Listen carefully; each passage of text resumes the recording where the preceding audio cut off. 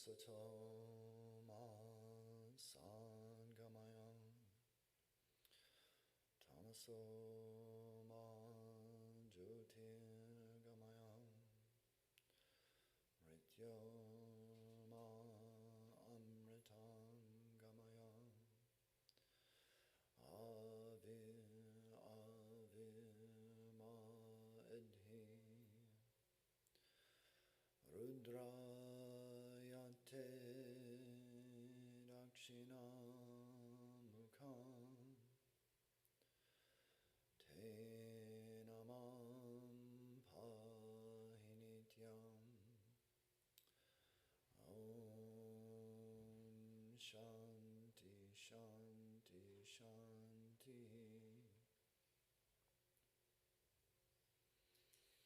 Lead us from the unreal to the real. Lead us from darkness unto light. Lead us from death to immortality. Reach us through and through ourselves, O Lord, and protect us evermore with your loving presence. Om, peace, peace, peace. Hi, my name is Swami Arupeshananda, and the title of today's talk is Kids Today. And this is a subject that I've been meaning to talk about for a long time, and I suspect that I might be a little bit too late, because I did what we all do now. I typed in my talk to ChatGPT, and I said, what's the matter with kids today? And ChatGPT basically told me that I was the problem. That old guys like me had been complaining about kids for thousands of years. It hadn't really changed much, and pretty much it was my fault. Kids are okay, you're the problem. So I thought that was interesting, because that was a lot of what I wanted to say. I thought, I thought I had some insight onto this, but ChatGPT's on top of it already. And so I thought, well, maybe this talk is kind of passé. And I thought it might be a good idea to turn the thing upside down. And instead of first looking at what the grown-ups are complaining about with the kids, we could look at what the kids are complaining about with the grown-ups.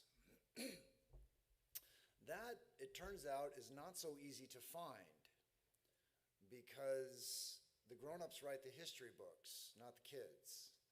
So it's not so easy to find documented evidence of kids' complaints, but there is stuff. You can infer it from some of the writings, some of the comedies about family life in the ancient world. Also, we've dug up some letters from kids to their parents complaining about life and them. So I thought I'd start there. What are the kids complaining about the adults? And what we're going to find through all of this is that these complaints have not changed. Just as the adults have been complaining about the kids, about the same thing for thousands of years, the kids have been complaining about the adults, same thing, thousands of years. So I will start with ancient Mesopotamia. This is modern-day Iraq, 4,000 years ago, roughly, 7,000 miles away, a completely alien culture, something we know almost nothing about. So a kid writes to his mom from school, all the other kids have cooler clothes. So now, I think this is something that we've probably, all of us, have been on one side or the other of this complaint, maybe both sides. I found, I actually, it resonated with me, because although I think I probably came from a middle class background, my father was pretty good at convincing me that we were poor. And I got the poor drumbeat, and I went to school with a bunch of rich kids, very wealthy kids. Dad managed to get me into this very exclusive school, and so all the kids had way cooler stuff. They had better clothes, better toys, better everything. It was all better at their houses were bigger, all that. And so I resonated with this kid's complaint, and I found it interesting that it was kind of comforting to hear that this kid from so many thousands of years ago and thousands of miles away had the same complaint that I did. Why is that comforting? Well, because it makes you feel like it's okay. It's natural. It's human nature. This is a natural complaint. We all do this. Therefore, when I do it, it's okay. This is the sort of temptation that I kind of found myself falling into. Oh, I'm okay. Everybody's doing this, so therefore it's okay to do it. But just because something is natural doesn't necessarily mean it's okay. Tooth decay is natural.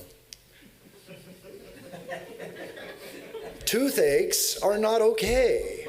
We're not okay with toothaches. Cancer is natural. We don't, oh, everybody gets cancer, it's fine. We don't, or it's human nature to be this way. We have a tendency to try and dismiss the problem as natural or human nature. But we're not being consistent, especially as spiritual aspirants. What we are trying to do is overcome human nature, accepting human nature as okay, and therefore I can indulge in my character. I mean, obviously there's character flaws here, right? This guy is too concerned with his peer group, their opinions. He's insecure. He's got a desire for stuff. He's maybe a little trying to hoard stuff. So there's some clear character defects here, but when we see that other people have them, we feel like ours are acceptable. And yet, as spiritual aspirants, we are trying to overcome this. And when we dismiss these problems, what we have a tendency to do is forget the huge range in intensity of the problem. So, as an example, many of you are old enough to remember Imelda Marcos talking about clothes. First Lady of the Philippines back in the 1980s. Terrible plutocrat, got kicked out of the government, and then the peasants stormed the royal palace. They found she had 3,000 pairs of designer shoes. That's a different designer shoe every single day for almost 10 years. The find was so impressive that they actually have now put it in a museum. They have a museum of Imelda Marcos' shoes in the Philippines. On the other end of the spectrum, we find Holy Mother never wore a pair of shoes in her life. Never put on a pair of shoes in her whole life. You say, well, that's Holy Mother. And there's everything in between. Holy Mother represents the ideal. What is the ideal? It has nothing to do with shoes or clothes or anything like that. The ideal is contentment. That's what, and she herself said many times to many of her disciples and followers, there is no treasure equal to contentment. And we can see that what causes us to go to Zappos and spend hours looking at shoe porn is a lack of inner contentment. And so that's the ideal. That's what we're trying to do here, is find contentment. Another one, also from ancient Mesopotamia. You don't understand my problems. You don't really love me. This actually, yes, it's a complaint that kids have about their parents, but the grown-ups get this one too. We had AA meetings at the monastery in Trabuco, and so they would come twice a month. I got to learn a few things about AA. This is apparently very common for the new guy in AA to come in and say, you don't understand my problem. My case is different. Your 12-step program won't work for me. because my problems are too complicated, too profound. I am too complicated and too profound for your program. This is basically an ego problem. My problems are so amazing, and only an amazing person like me could have them, that you don't understand them and can't solve them. And the second half of this, you don't really love me, the kid says to his mom. What does that mean? If you really loved me, you would solve my problems. That's what it means. Now, this is something that not only kids do, but even devotees do this. I haven't actually said these words in my prayers to God. I haven't said, you don't really love me and you don't understand my problems. I haven't said that, but I've definitely wondered about it. If there is, when life goes sideways, you can't help but wonder, is God paying attention to this? Did he see what just happened? Does he care what's going on here? Does he really love me? If he did, wouldn't he solve this problem? And this is something that maybe we don't articulate so bluntly in our prayers, but is definitely something that devotees in their prayers wonder about. If there is an all-loving God, why doesn't he solve my problems? And what we don't understand, I think, or we forget maybe, we understand it but we forget it when life pitches us a curveball, is that as long as we are identified with this thing, this physical case, this finite mind, this limited sense of self, as long as we are identified with that, then there will be something outside that is unknown and possibly problematic and threatening. There will be problems. It is inherent in our condition. Life is problems. They're not going to go away. For those of us who pray, the devotees in the room who pray and want God to take away their problems, what's the method that is prescribed? Of course, we want to stop identifying with this psychophysical finite situation that we identify with. We want to identify with the love that we all feel within ourselves. That love that we all feel within ourselves, according to Vedanta, is divine, and it is what we really are. We are that love. We all know that we have love. We all know that we want love and we want to give love. We are that love, according to Vedanta. How do we make this our identity, this love, instead of this psychophysical thing? Very simple. So simple and so difficult. So simple that you're tempted to dismiss it, and so difficult that you don't really want to try it anyway. Through that love, serve and forget yourself. Love, serve, and forget yourself. Because if you can love and serve and forget yourself, you will also forget your problems. And you will identify with that love. Love, serve, and forget yourself. That is the Vedantic prescription.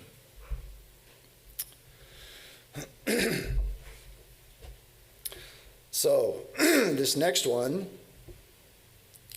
goes back to ancient Rome. This is Plautus, 200 BC. Kids complaining to their parents, "You don't understand how the modern world works." Now that's amazing when you think about it. You don't understand how the modern world works. Today, no problem. The cell phones are all different. The computers are all different. Everything's changing all the time. It seems so complicated. Yeah, okay, adults don't get it. What was going on back then? New toga style or something? They had, I mean, a new wheelbarrow they were using? What? That they couldn't understand. It's hard to figure. Nevertheless, this complaint is timeless. You don't understand the modern world. And the fact is, we don't. I'm 56. I'm going to be 57 soon. I can see that my understanding of the modern world is dwindling. And I don't really get it with especially money. You know, this conversation just happened a few days ago here in the monastery. One of the monks from my generation had some issue with money. I don't remember what it was in particular, but I said to him, do you remember 30 years ago when we were in Trabuco and we did the shopping and we brought the receipt back to the old monk who was in charge of the money? And he looked at it and he had a fit. And he told you some story about how bread cost 25 cents in World War II. And you thought, okay, well, World War II is over and bread costs whatever it costs now. And now he and I are the old guy in the monastery in charge of the money, and we don't really get it. You don't understand the prices. You can't follow it.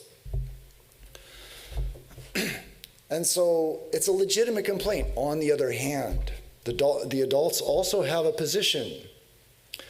When the kid says, you don't understand the modern world, what the adult does understand is the kid is taking his world too seriously.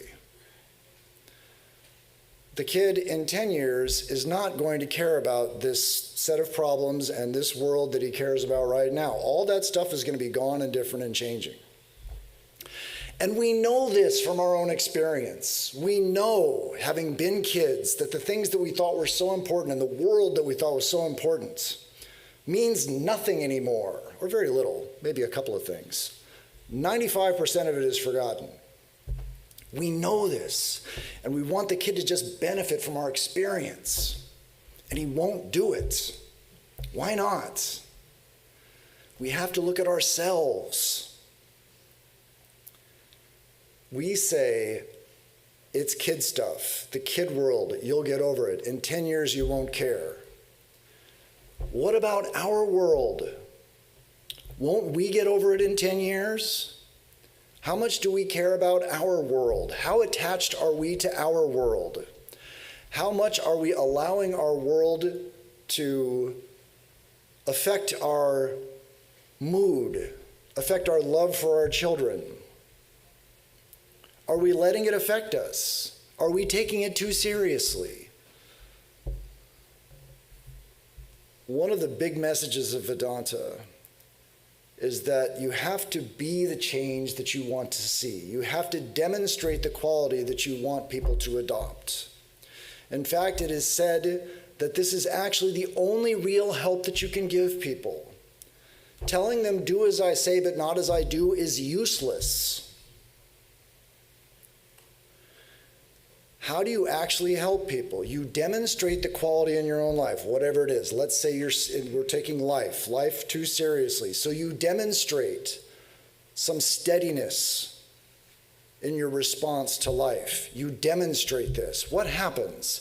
The people that are intimate with you, that see you day to day, they watch you and they notice your reaction to stuff. And they see the benefit of this attitude of steadiness. And they think, hey, that guy's got onto something there. I think I'll try and do that too. And then they start practicing steadiness. And then what happens? They get better at it. And that is help. When they see your example and then they resolve to change themselves, that is, according to Vedanta, the only real help that we can give people. Reform yourself, and then the world will reform itself. But we don't. We say, do as we say and not as we do. This is basically hypocrisy. And this brings to the only kind of modern complaint that I found that kids have about parents, cell phones. Parents complain that their kids spend too much time looking at their cell phones. Duh. Well, but what do the kids say? The kids say, yeah, but you're doing it too. And the parents say, stop it, and then they're looking at the cell phone. And the kid says, what is this? Well, I'm a grown-up, I can do it, I can manage my time. No, none of that is going to work. We can't do that. We can't look at our cell phones and say, stop looking at your cell phone. That's never going to work. So that is what I came away with, the takeaway, you could say, from a lot of this talk, really, is to be the change that you want to see, to demonstrate the quality that you want the other party to have. And now we've been talking about kids complaining about their parents. Now I'm going to go to the parents complaining about kids. This is where I thought I was going to start this talk. But ChatGPT gave me a different kind of direction. So, some examples of complaints that we hear from older people about the kids. Like the kids about the older people, timeless. So this is actually Plato from the ancient republic, complaining about the kids. Bad music. Bad music. Kids today have terrible music. Plato was so unhappy with the music of the kids. He wanted to outlaw new musical rhythms. Everyone has to march in exactly the same way. New musical rhythms are subversive to the state, he said, and should be outlawed. We get the same basic complaints in Egypt and Mesopotamia. Kids today and their terrible music. Another one that I think we're all familiar with, weird clothes. Kids today, this is ancient China. 2,500 years ago, the Han Dynasty.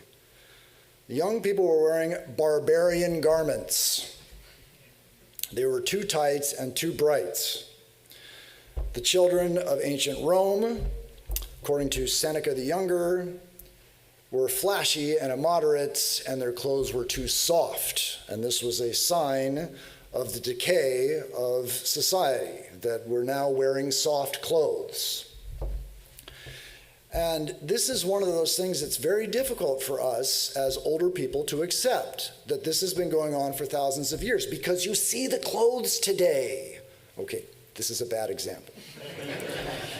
You see the clothes today that the kids are wearing, and the pants are falling down. They're falling down, and they actually have to put a belt around them to keep them, that squeezes their butt together, or they're going to fall down around their ankles. And then so they walk like this with this belt, and they can't really walk because the belt is so tight. It's actually inhibiting their motion. It's making the pants non-functional. And so you think, I'm certain that these clothes are bad. I don't need any, whatever these ancients said, I'm right. Same thing with the music. You can go through the same exercise. Yeah, but you can point to all these specific things, why the music is terrible today, and maybe in Plato you can laugh at, but I'm right. And it goes on. Other qualities that we have been complaining about the kids for thousands of years, they are lazy, have no ambition or work ethic. They are disrespectful of elders, of course. And we don't care if they disrespect each other, but they disrespect us, that's a problem. They are hypersensitive to criticism, again, by us, of course. A funny corollary to this is another major complaint is they can't think for themselves. If your friends all jumped off a cliff, would you do it too? I think we've all heard that. Maybe some of us have actually said it. They can't think for themselves, but when I tell them what to do, then they shouldn't think for themselves. They should think like I tell them to do. So we have this double standard. When it comes to their peer group, they should think for themselves. When it comes to their parents, they should listen to what I say. Inane conversation. I thought that one was pretty good. For thousands of years, we've been complaining that kids engage in inane conversation. The things they say don't make any sense. Today, we've got these cell phones and they're texting and we're all alarmed. The grammar, they're not going to know how to form a proper sentence. We have these objections. Thousands of years we've been complaining about this. So, the question, why do we do this? Why do we complain about the same thing over and over again for thousands of years? What's the answer? What's wrong with adults? Why do we keep complaining about these same things for kids over and over and over again? Swami Vivekananda's explanation, basically, to sum it up, it's sour grapes. He says there are two extremes into which men are running. One is extreme optimism, when everything is rosy and nice and good. The other extreme pessimism, when everything seems to be against them. When we are healthy and young, we think that all the wealth of the world will be ours.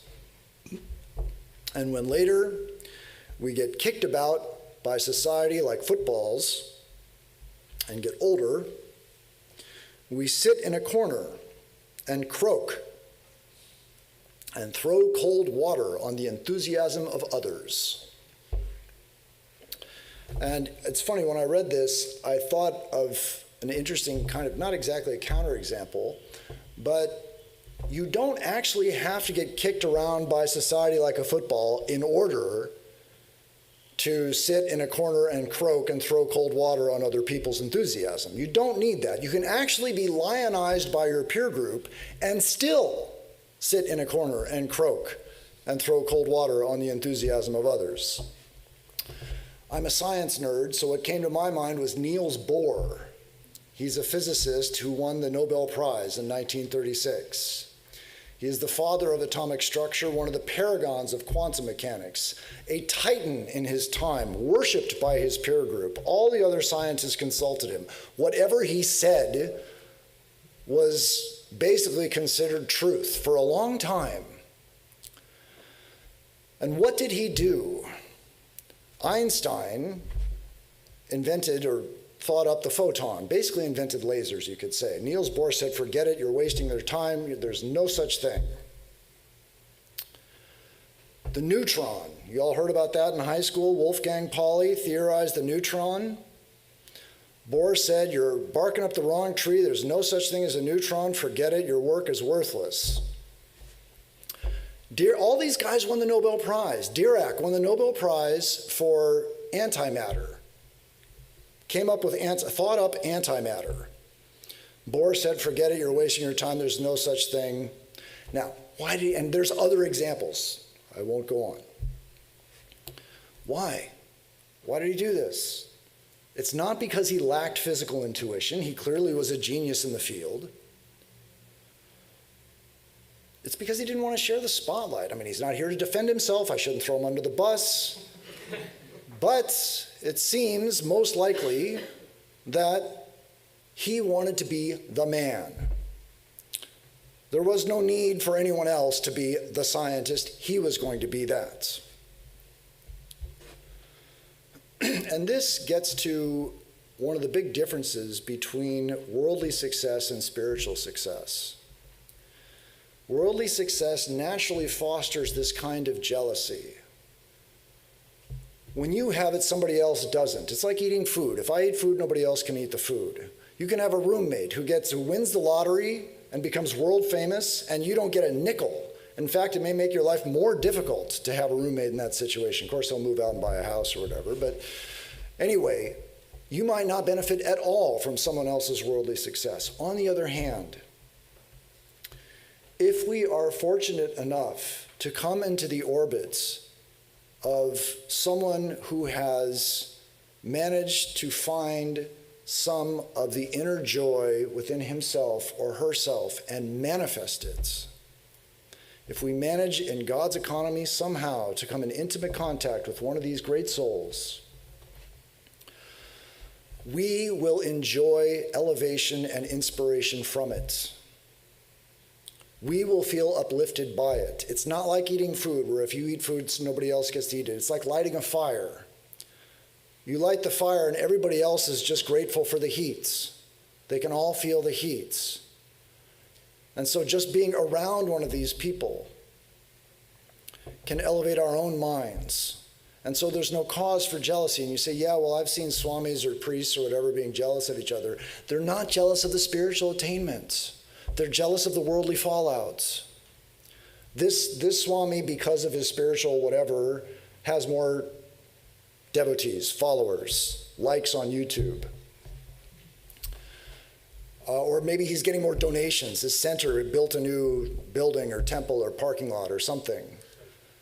That's where the jealousy lies, and the worldly fallout from the spiritual developments. But the spiritual development itself is something that we all share, and it benefits all of us. The more we can manifest in our own lives, the more we share with others, then it costs us nothing. And so that kind of illustrates the difference between this bitterness that we feel as adults for being increasingly irrelevant, which you begin to feel as we rebel against this. You begin to feel that your day is done. Even though Bohr had done so much, his day was done. He couldn't contribute anymore. And this also happens in the monastery. I had a conversation on the phone a while back with another Swami, and he said, as a monk in this order, when you turn 50, you realize that you're never going to amount to anything. And I thought that was pretty funny, although he was serious. He wasn't joking, but I laughed because I thought it was funny. Because I think it has much more about it has to do with turning 50 than it has to do with being a monk. This happens to people in the world too. You get to a certain age and your day is done. It's kind of funny. They've, try not to laugh, but they've made me the Hindu chaplain, the redheaded Hindu chaplain at USC and UCLA. And I was looking at my CV, and 30 years ago, it was kind of edgy and cool. And I hadn't had to turn in a CV to a university in a long time. And I looked at this thing, wow, this stuff's useless. And and you could say, well, you never did anything. Well, you could make that case. But I have a friend in Silicon Valley who made many millions of dollars and invented a kind of virtual world software thing and was a big shot like 25, 30 years ago. And he still goes to conferences and tries to connect with what's happening now and increasingly can't do it and feels insecure about it. And he said to me at these conferences, people walk up to him and they say, hey, I remember you. You're that guy who did that thing that doesn't really matter anymore. They don't, of course, say that, but that's how he summed it up. You're the guy that did that thing that doesn't really matter anymore. And that's what we face at 50-something. And so we look at the kids and we throw cold water on them because we didn't get it, or at least not enough, and we don't want them to have it. It's a dog in the manger. The dog can't eat the grass, but won't let the horses have it either. This, again, the difference between worldly ambition and spiritual ambition. Your day is not done at 50 if you're a spiritual aspirant. There is no reason why you cannot make spiritual progress at 50, 60, 70, just like you could at 10, 20, 30. And some of you are thinking, yeah, well, I've read your literature, Swami boy, and what these people say is that you should start spiritual life when you're young. Yes, they do say that. I give you the instance of Shyam Basu in the Gospel. Some of you might remember that name. A very old man, no teeth, so well into his senior years, had spent his whole life in the world. No spiritual interest, had a family, a career, all that stuff. Comes to Sri Ramakrishna with some kind of half-baked ideas, as you can imagine, a whole life in the world, and then in his kind of doddering old age, he decides he's going to try spiritual life. He's got some baggage. So Sri Ramakrishna does his best to try and kind of clear him of the baggage. And then Shyam Basu decides that he wants to try spiritual life at this advanced stage. What does Sri Ramakrishna tell him? Does he say, sorry, you're too old? Next life, we believe in reincarnation, so next life you can try when you're young, because this life it's too late for you? No, he doesn't say that. he has this beautifully encouraging thing that he says to this old man. He says, build a little meditation hut away from your home so that you can leave your family and have some solitude. Build this hut, he says. Have it ready. I will visit it. Now, if you believe like I do, that Sri Ramakrishna is an incarnation of God, I believe this is God's message to all of us at any age. Build your little meditation hut, whether it is physical or metaphorical. Build a place for me, says the Lord. Have it ready. I will visit it. It's beautiful. Has nothing to do with turning 50 or being 25 or anything else.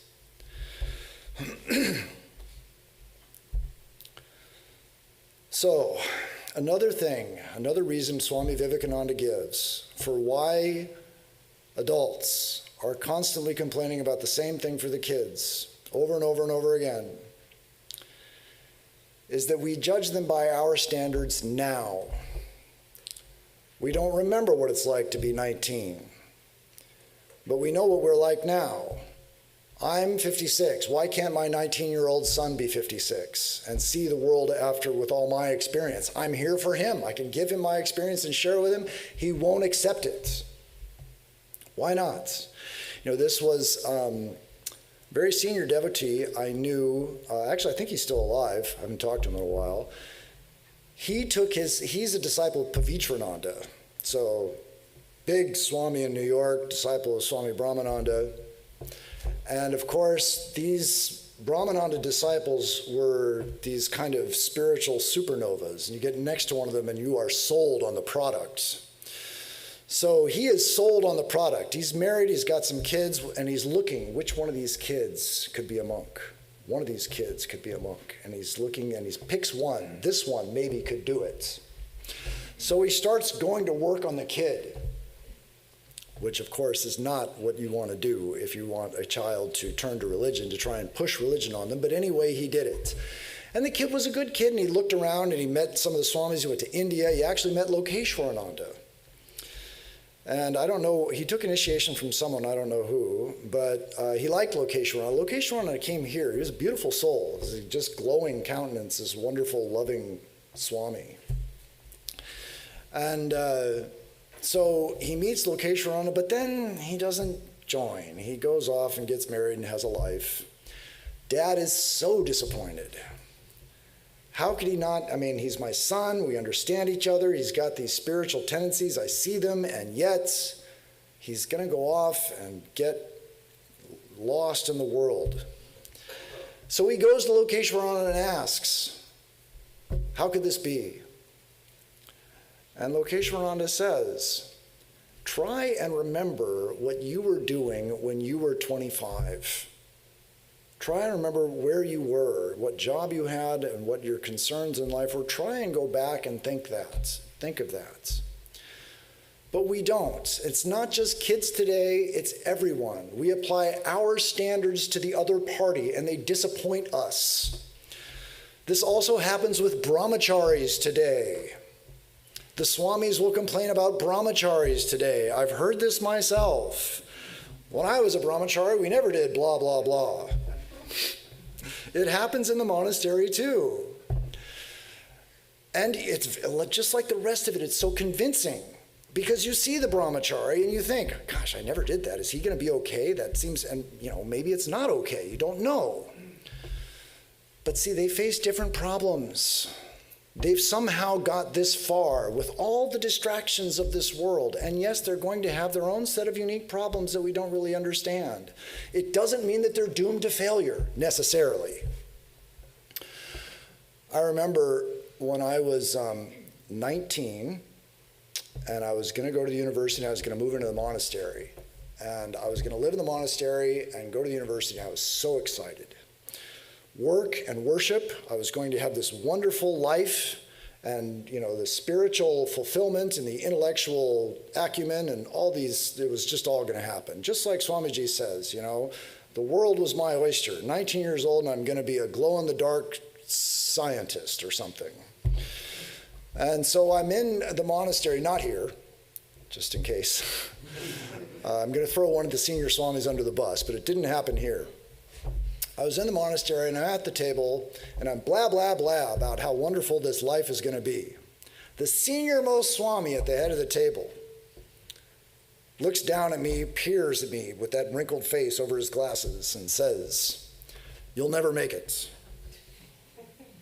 You belong in the dorms with the rest of the animals." I was stunned. I looked up and I thought, wow, what? Why on earth would he say this to me? Am I so bad? You know, all these thoughts. Exactly, just what Swamiji says. It isn't necessarily parents and children. It isn't necessarily older and younger. It is just my set of standards and your set of standards. And I am too caught up with my own set of standards to see your set of standards clearly, to judge you correctly. I cannot get out of my own world enough. I'm too attached to my own sense of self to identify with your sense of self and your problems. So I had a friend come to the desert several months ago, and he was complaining about his kids. Same stuff, everything that I've read you today just about, he said, music, clothes, all that. And the phones, you know, complained about that. And I said, what I told you, this has been going on for thousands of years. Your kids are not the end of the world. This isn't a sign of the apocalypse. We adults have been complaining about this, about kids for thousands of years. He was ecstatically happy. This was such wonderful news. Why? Well, he concluded that the kids were better than us and we just don't understand them. Why did he think that? Because if you extrapolate backwards, if every adult was right about the kids, they're worse than our generation, and our parents were worse than their parents, and their parents are worse than their parents, and you trace that back 4,000 years ago to Mesopotamia, what does it mean? It means we're all dragging our knuckles and licking rocks. We've devolved into, I mean, if everyone was right, we would have deteriorated into animal states. So clearly this was wrong. His reasoning was, since the world has gotten better, that's the axiom, since the world has gotten better, ergo the kids are better. Each generation is better than the one before because the world has gotten better. Why has the world gotten better? Has the world gotten better? It's an interesting question. A lot of people think that compared to 4,000 years ago, the world's a much better place. Is it? Swami Vivekananda weighs in on this one. This earth will always remain the same world. It is a most terrible thing to say, yet I do not see any way out of it. Misery in the world is like chronic rheumatism in the body.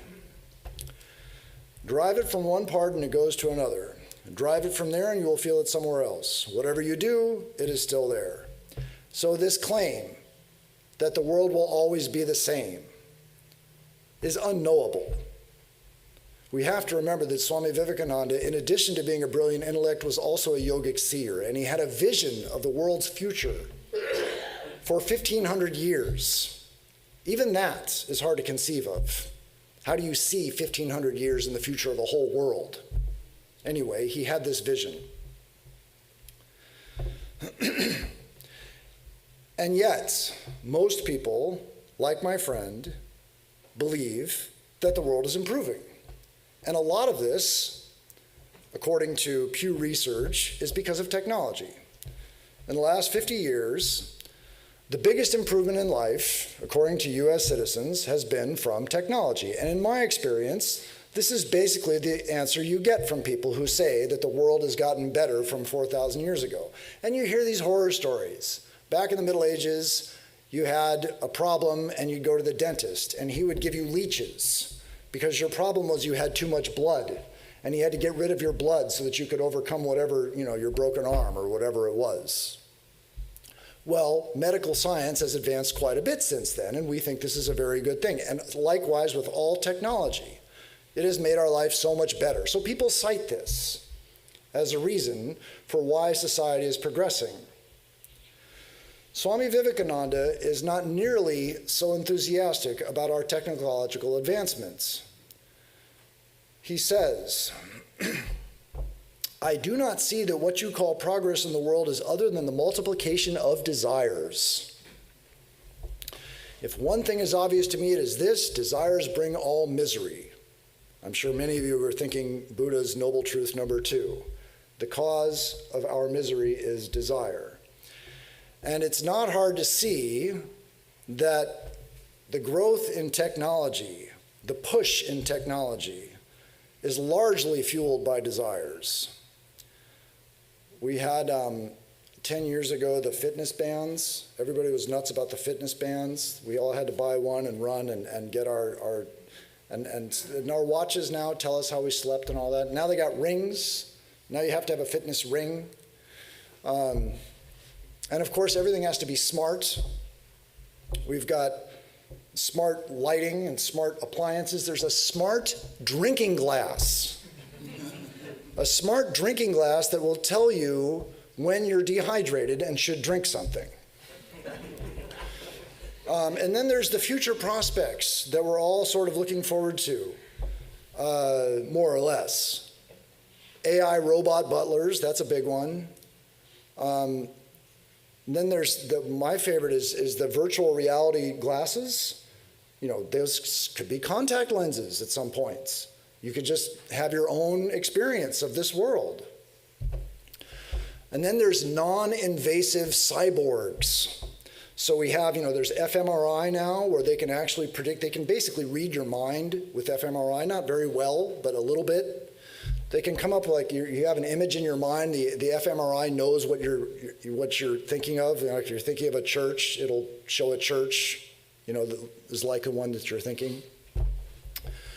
So we can extrapolate this to a point where you just have something that detects your thoughts and then answers your questions. Basically, Google is in your head. So all this AI stuff that we type now just answers our questions immediately, and we talk to people and we're omniscient because we know everything instantly. And so you can see how this is tantalizing. It is enticing. And there's a certain thrill to it, an excitement about it. And we think things are getting better. Swamiji says this is the state of the beggar. He said it is the state of the beggar who is always begging for something, unable to see anything without wishing to possess it, always longing for more. Well, if Swamiji's right, if the tech is making us long and long for more, these improvements in our life are increasing our longing, then we should be less happy than we were. And again, we are. As the same group, actually I don't know if it was the same group, but the same 50 years, people said the biggest improvement in our lives has been technology. They also said we're unhappier. That is true across every demographic, every race, every age group, every gender, every political ideology, every religion. They all say that we are less happy in this country now than we were 50 years ago. Universal agreements. Why? Well, Vivekananda says it's desire. And it's not hard to see that what we think of as progress, what we think of, there's a disconnection here. We think that this advancement in our civilization is making us happier. It isn't. We just haven't quite connected the cause of our unhappiness. Vivekananda and Buddha say that it's desire, and desire is largely fueled by what we call progress. So, how does this relate to the question of kids today and the world today? Are the kids today getting worse or better? Like my friend said, my friend thought the kids were getting better, thought the world was getting better. Now we're not as happy. Does that mean the world's getting worse? There's more desires. Are the kids and the world, is it all getting worse? Is that what it means? Not according to Vivekananda. He says, the sum total of happiness and misery in this world is the same throughout. This is another unknowable claim. You have to remember Vivekananda is a seer. He says if a wave rises in the ocean, it makes a hollow somewhere.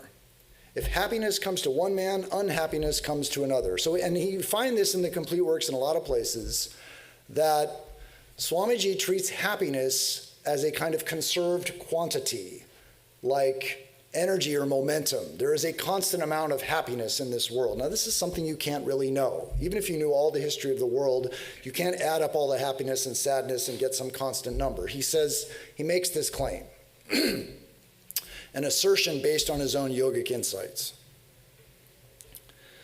And so while we can't really know it, it's not hard to see supporting evidence for it. A case in point is my mom. She was a quadriplegic. And now technology made her life and my life so much easier. They came up with all kinds of things for quadriplegics that made things doable that she couldn't have done otherwise. There's no question it made her life better. What about all those other quadriplegics out there that couldn't afford it? Now what they have is the internet that shows it to them. Here's someone with robot legs walking around, paralyzed person. We didn't have that one. But that's an option. So many options are out there for disabled people. What about all the disabled people that can't afford it? What do they get? They get intensification of their desires. I could have this. They get more misery. And even the cell phones. I find the cell phone mostly a nuisance. On the other hand, I love Waze, this real-time route guidance thing, route optimization. I mean, if you drive around Southern California, this makes all the rest of the cell phone nuisance worth it for me. On the other hand, cell phones, I looked this up. Cell phones are directly correlated with teenage girl suicides from the advent of the iPhone in 2007 to, I think, 2021, when the survey ended.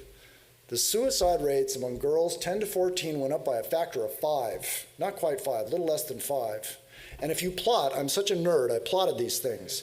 If you plot the rise in suicide rates and the rise in iPhone sales, they overlap just one right on top of the other. There's a very good correlation between these things. You look at this social media, it's back to ancient Mesopotamia. I don't have the cool clothes or the cool image or the cool whatever it is that the other kids have. But now the multiplication of the desire has intensified so thoroughly that I'm going to kill myself over it. So you can see how Swami Vivekananda's claim could be correct, although it's impossible to really know if happiness and misery are conserved quantities in this world. Nevertheless, there's a lot of data to support it. So you might ask, what to do? If the world is always going to be the same, the world's not changing, the kids aren't changing, they're not getting better, they're not getting worse, the world's not getting better, it's not getting worse, does this take away our incentive to do anything? Shouldn't I try and make the world a better place? How do I do that? Swami Vivekananda's closing message. We see the world as we are. We're back to be the change you want to see. We see the world as we are. And as an example, he says, suppose there's a baby in a room with a bag of gold on the table, and a thief comes and steals the gold. Would the baby know it was stolen? That which we have inside, we see outside. The baby has no thief inside and sees no thief outside. So with all knowledge, do not speak of the wickedness of the world and all its sins. If you want to help the world, do not condemn it. Let us be brave and practice the truth. So, if we want the kids to be less self-absorbed, we have to practice unselfishness. If we want them to be less egotistical, we have to practice humility. And if we want them to be less entitled and greedy, we have to practice gratitude and contentment. Be the change that you want to see. One of the central teachings of Vedanta, reform yourself and the world stands reformed. May the good Lord bless you and keep you. May he make his face to shine upon you and be gracious unto you. May he lift his countenance upon you and give you peace. May good betide all. May happiness come to all. May all see the face of truth and be fortified with the armor of love, goodwill, joy, and understanding. Om. Peace, peace, peace.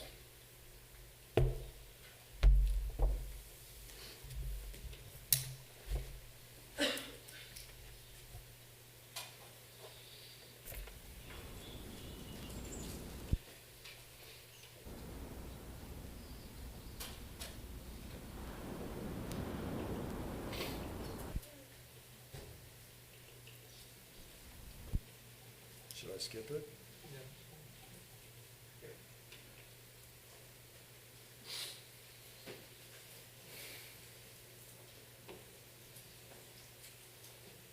Want me to just do the announcements?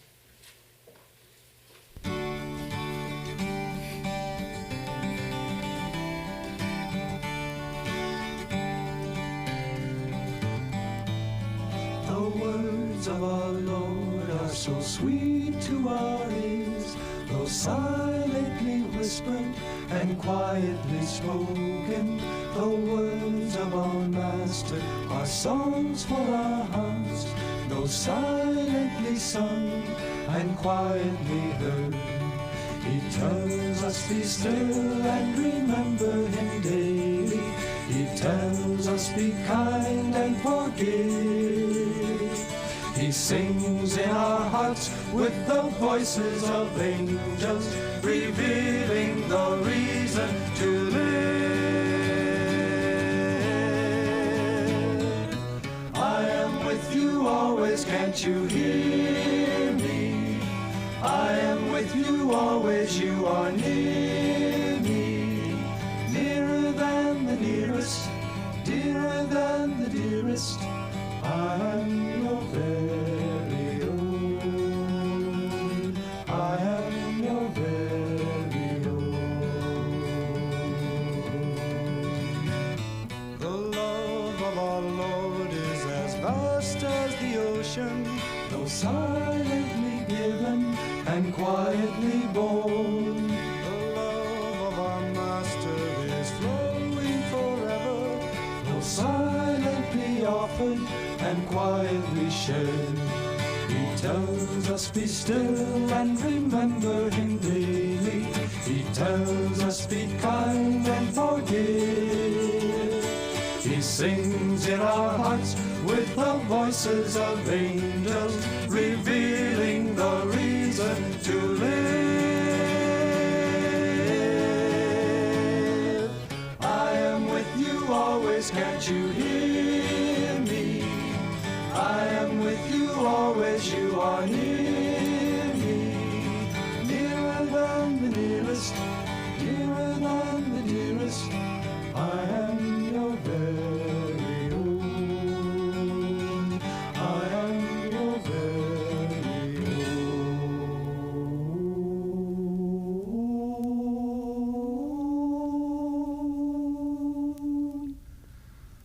I am your very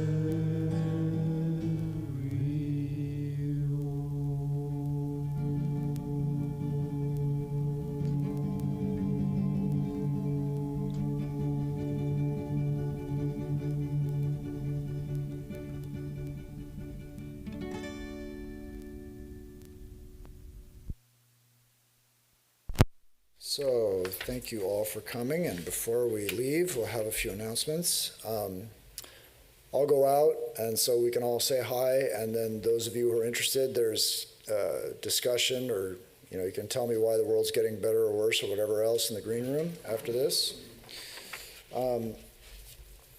Okay, so next Sunday here in Hollywood, we're going to have the head minister speaking, 3 states of Chaitanya. And this Saturday in the desert. I'll just plug Pinyon Hills since I'm there. We're going to have a retreat this Saturday, Pinyon Hills. That's also listed in the schedule. We have classes here almost every single night. There's something to do here spiritually if you have the motivation. So those start at 7:30, and of course Vespers is open at 6. With Sri Ramakrishna, is this beautiful picture we have of Sri Ramakrishna here is from his birthday, and so that was last Sunday, and that kind of marks the end of the puja season. The next big puja event is in Trabuco, and that's 4th of July, and that celebrates Swami Vivekananda's Mahasamadhi, where he died more or less by an act of will at the age of 39. And so I guess that's about it. Did I miss anything? Okay, so I'll meet you out front, and if you're in a hurry and whatever else, you don't want to talk to me, you can just sneak out now, but I'm going to make my way to the front, and then after that we can talk in the green room.